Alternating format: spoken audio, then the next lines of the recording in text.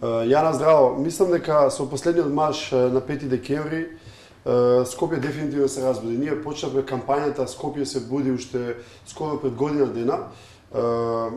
Знаеш како, Скопје е голем град, Скопје е индикатор или лакмус хартија за тоа какво е, да речеме, генералното расположение на луѓето низ Македонија. Еве ќе ти кажам еден индикатор.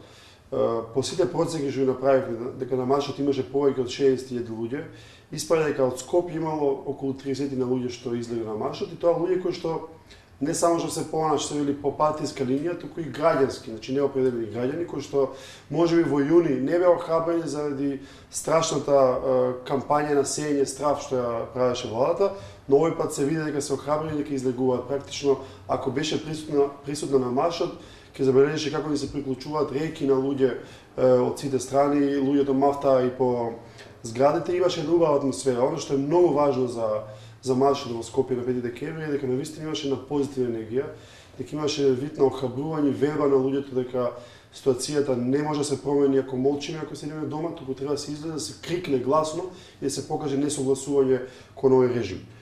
И тука и падна во вода сите оние кампањи негативни на власта дека СДСМ насилно ќе влегува во собранието и така натаму, никога што не било план, нити пак се виде после маршот дека нешто такво ќе има.